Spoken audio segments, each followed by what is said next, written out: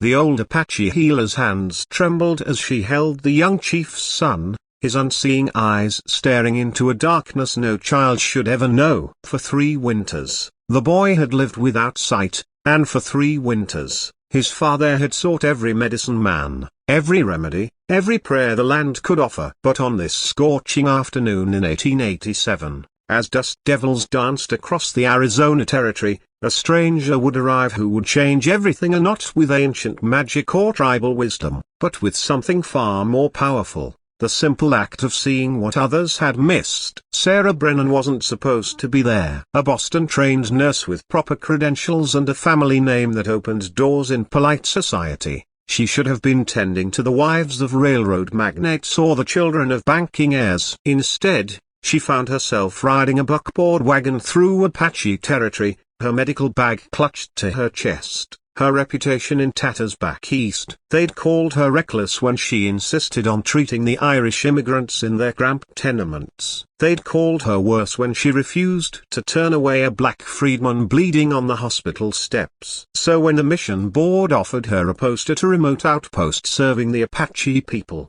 Sarah didn't hesitate. She had nothing left to lose and everything to prove. The Apache camp stretched before her like a painting rendered in earth tone as a high dwellings dotting the landscape, smoke rising from cooking fires, children scattering at the sight of the white woman's wagon. Sarah felt the weight of suspicious stares, heard the whispers in a language she didn't understand. She'd been warned that the Apache didn't trust outsiders, especially not since the government had forced so many onto reservations, breaking promises as casually as twigs underfoot. Chief Naiche stood waiting, his bearing proud despite the worry etched deep into his weathered face. Through a translator, an elderly man named Joseph who'd learned English at a mission school, the chief explained his desperation. His son, Little Wolf, had been a vibrant, laughing child until one day, shortly after his 4th birthday, he began stumbling, reaching for things that weren't there,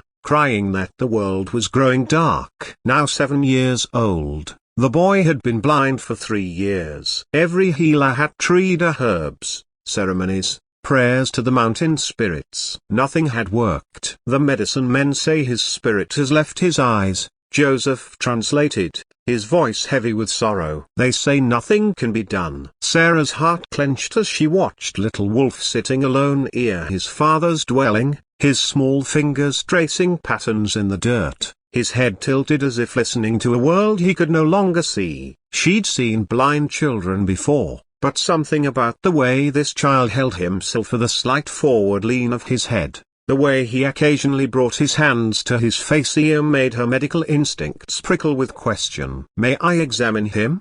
she asked quietly. The chief's jaw tightened. More white interference. His expression seemed to say, more broken promises. But desperation, that universal language of parenthood, won out. He nodded once, sharp and decisive. Sarah approached the boy slowly, speaking in soft tones despite knowing he couldn't understand her words. Tone, she'd learned, was a language all its own. "Hello, Little Wolf. My name is Sarah. I'm going to look at your eyes, all right?" I promise to be gentle.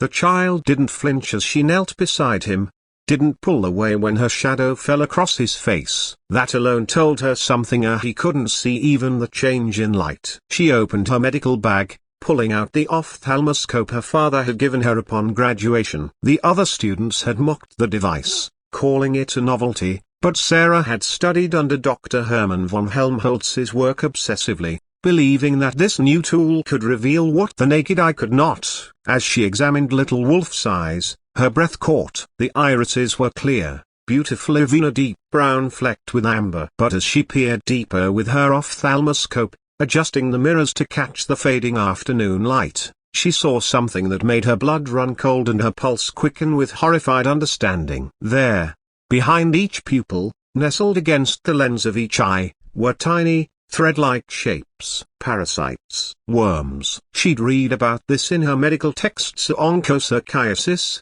river blindness, caused by parasitic worms transmitted by black flies. But this was different. something she'd only seen described in one obscure journal article from a German physician working in Africa. These weren't the typical microfilariae, these were actual worm larvae, grown large enough to be visible, pressing against the boy's lenses, blocking light from reaching his retinas. Her hands shook as she lowered the ophthalmoscope. "How is this possible?" she whispered, more to herself than anyone else. Then, louder, "Joseph, I need to ask you, is there a river nearby?" "Streams with fast-moving water?" the translator conferred with the chief, then nodded. "Yes, there is a stream.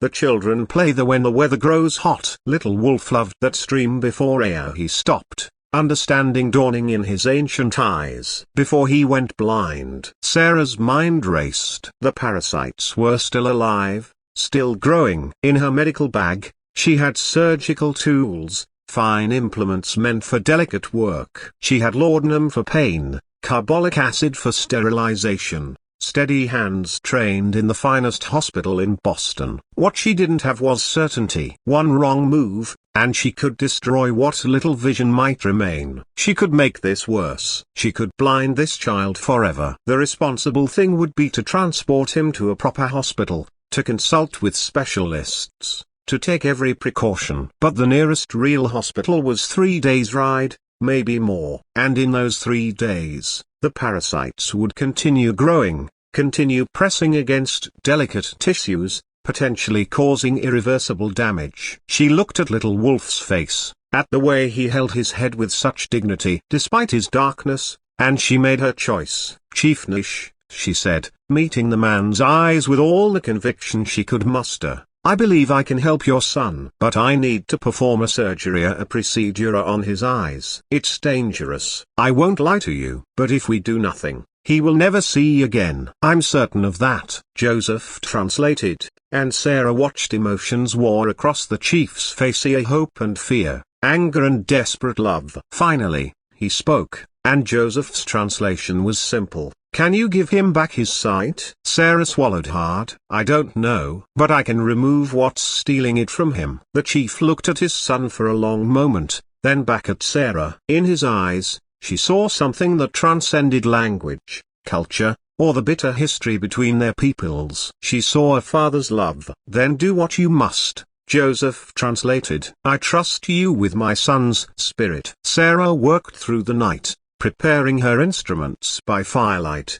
boiling water, reviewing everything she'd ever learned about ocular surgery. The Apache people gathered in a circle around the chief's dwelling, their presence both witness and prayer. Chief Naiche sat beside her, his hand on his son's shoulder, while Sarah explained through Joseph exactly what she would do. The procedure itself was delicate beyond anything Sarah had attempted. She'd given Little Wolf a careful dose of laudanum, enough to dull the pain but not so much that he'd move unexpectedly. With instruments no thicker than pine needles, she had to create a tiny incision in the corner of each eye, then impossibly, miraculously extract the parasitic worms without damaging the lens or retina. Her hands had never been steadier. Later, she would marvel at this, at how every tremor of uncertainty had vanished the moment she made the first careful cut. She worked by the light of burning sage and oil lamps, the smoke stinging her own eyes as she peered through her magnifying lens,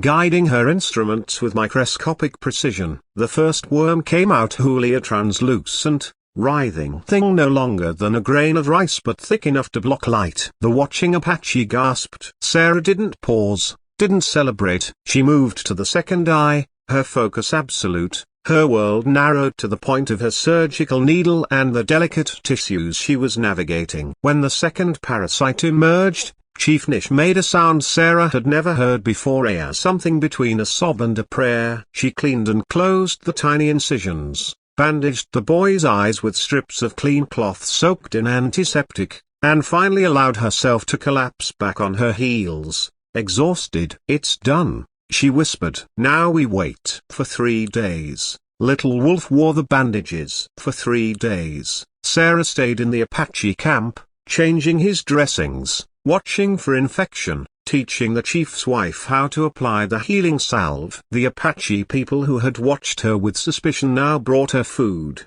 offered her the place of honor at their fires, asked through Joseph about her life, her journey, her healing knowledge. Sarah found herself sharing stories she'd never told Anania about losing her mother to childbed fever because the doctor had been too proud to wash his hands, about her determination to do better, to be better, to see what others missed. And they shared their stories too, of land stolen, of promises broken, of trying to maintain dignity and tradition in a world that seemed determined to erase both. On the morning of the fourth day, Sarah removed the bandages. Little Wolf's eyes were swollen, red from the surgery, but clear. Gloriously, miraculously clear. He blinked against the dawn light streaming through the dwelling's opening, his pupils contracting, a reflex Sarah had desperately hoped to see. "Little Wolf," his father breathed, leaning forward. "Can you see me?" The boy's eyes focused, tracking movement for the first time in 3 years.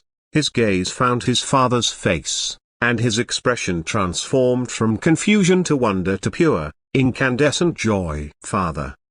he cried out in Apache, a word Sarah didn't need translated. "I see you, I see you." The camp erupted in celebration. People laughed and wept and sang, the sound rolling across the desert like thunder. Chief Naiche pulled Sarah into an embrace that lifted her off her feet, tears streaming down his weathered cheeks. Through Joseph, he spoke words that would stay with Sarah for the rest of her life. "You have given me back my son. You have given him back the world. You are family now, today and always." But it was Little Wolf's reaction that truly broke Sarah's composure. The boy walked outside into the morning sunlight, his steps tentative at first, then growing confident. He turned his face to the sky, to the mountains in the distance, to the faces of his people. Then he ran to Sarah, wrapped his small arms around her waist, and simply held on, his shoulders shaking with sobs of gratitude. Sarah knelt and held him back.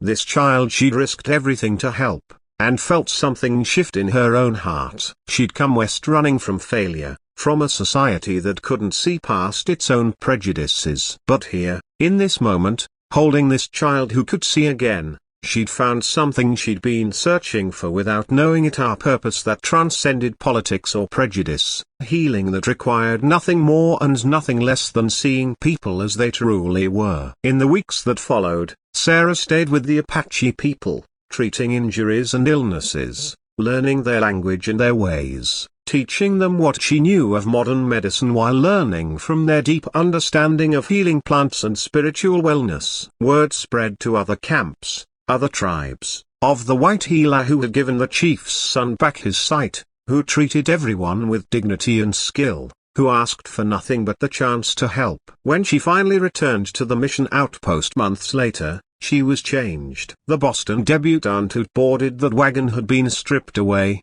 replaced by someone stronger, humbler, and more certain of her purpose than ever before. She wrote letters to medical journals documenting the parasitic condition she'd treated, helping other doctors recognize and treat similar cases. She trained local healers in basic surgical techniques, creating a bridge between Western medicine and indigenous healing traditions. Chief Naiche gave Sarah an Apache name, she who sees what others cannot. Little Wolf, whose vision returned completely in the months following the surgery, grew to adulthood telling the story of the white healer who had cared enough to look deeper, to try when others had given up, to risk failure for the chance to help. Years later, when Sarah was an old woman running a hospital that treated all people regardless of race or ability to pay, she kept 2 things on her desk. One was the ophthalmoscope her father had given her, the tool that had allowed her to see what no one else could. The other was a small medicine pouch, intricately beaded, a gift from Little Wolf on the day he'd first seen his own reflection in a stream and wept with joy. The story of what happened in that Apache camp in 1887 became legend, passed down through generations, a reminder that healing requires more than knowledge or skill. It requires the courage to look beyond what everyone else sees, the humility to learn from those different from ourselves, and the unwavering belief that every life, regardless of who lives it, deserves our very best effort. Sarah Brennan had removed something from Little Wolf's eyes that no one could imagine, not just the parasitic worms that had stolen his sight, but the blindness of prejudice, the barrier of mistrust, the assumption that healing could only come from one's own people. In giving Little Wolf back his vision, she'd helped an entire community see that compassion knows no boundaries, that expertise means nothing without empathy, and that sometimes the greatest gift we can give another person is simply refusing to give up on them when everyone else already has.